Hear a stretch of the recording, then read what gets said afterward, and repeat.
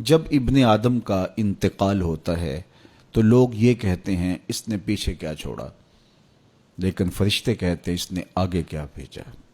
دنیا پہ اس موضوع پہ بات چھڑی ہوتی ہے، اس کی جائیداد کتنی، اس کے بنگلے اور کوٹھیاں کتنی ہیں، اس کا بینک بیلنس کتنے، کتنی فیکٹریاں چھوڑ کے گیا ہے۔ اخبار میں بھی آتا ہے کہ فلاں صاحب فوت ہو گئے اور اپنے ترکے میں یہ چھوڑ گئے، اپنی اولاد میں یہ چھوڑ گئے۔ تو یہاں یہ عنوان چڑھا ہوتا ہے کہ اس نے پیچھے کیا چھوڑا، لیکن فرشتوں کے مجلس کے اندر یہ عنوان چڑھا ہوتا ہے اس نے آگے کیا بھیجا۔ تو ہم نے یہ دیکھنا ہے کہ اس مختصر سی زندگی میں ہم نے آگے کیا بھیجا ہے۔ فرمایا ابن آدم کہتا ہے مالی مالی، میرا مال میرا مال۔ اس کا مال وہی ہے جو اس نے کھایا اور ضائع کر دیا، پہنا اور پرانا کر دیا، یا اس نے آگے بھیج دیا۔ یہ تین مال اس کے ہیں، باقی اس کا نہیں ہے، باقی اس کے وارثوں کا ہے، اور وہ آنکھ بند ہوتے ہی ترکہ ہو جاتا ہے۔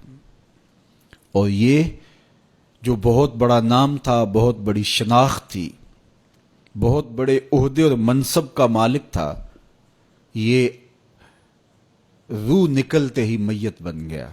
اب ہر کوئی یہ کہہ رہا ہے کہ میت کو اتنے بجے دفن کریں گے، میت کو غسل دیا جا رہا ہے، ڈیڈ باڈی ہاسپٹل میں پڑی ہے، ڈیڈ باڈی وہاں سے چل پڑی ہے۔ تو یہ عنوان چھڑے ہوتے ہیں۔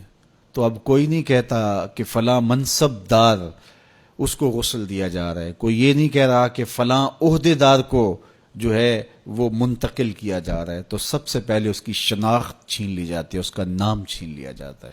اب وہ میت بن گیا، اب وہ ڈیڈ باڈی بن گئی، اور اب رشتے ناتے وہ سلسلے کہاں گئے، وہ جائیدادیں، وہ سب کچھ، وہ منصب سارے یہیں رہ گئے۔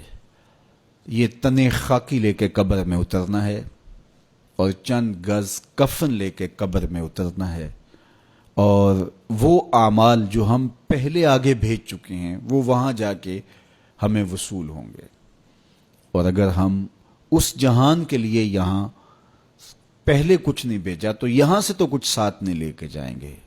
واحد لباس کفن ہے جس کو جیب نہیں ہوتی۔ اگر کوئی کسی کے کفن میں جیب لگا کے اس میں درہم، دینار اور ڈالر ڈال بھی دے تو پھر بھی وہ سکہ وہاں نہیں چلے گا۔ اس کی قبر کے اندر بہت سارے درہم و دینار، سونے اور چاندی کے ڈھیر بھی کوئی ساتھ دفن کر دیں تو پھر بھی یہ سکہ قبر میں نہیں چلے گا۔ وہاں اعمال کا سکہ چلتا ہے، وہاں صالحیت کا سکہ چلتا ہے۔ تو یہ ہم یہاں سے جو آگے بھیج چکے ہوتے ہیں وہ ہمیں وہاں جا کے وصول کرنا ہوتا ہے۔ تو میں اور آپ دیکھیں کہ ہم نے آگے کیا بھیجا ہے۔ مجھے پتا ہے میں آگے کیا بھیج چکا ہوں، اور یہ آپ کو بھی پتا ہے کہ ہم آگے کیا بھیج چکے ہیں۔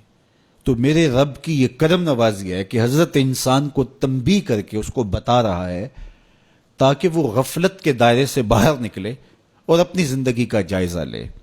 تو فرمایا وَلْتَنْظُرْ نَفْسٌ مَا قَدَّمَتْ لِغَدٍ، ہر جان یہ دیکھے اس نے آنے والے کل کے لیے آگے کیا بھیجا ہے۔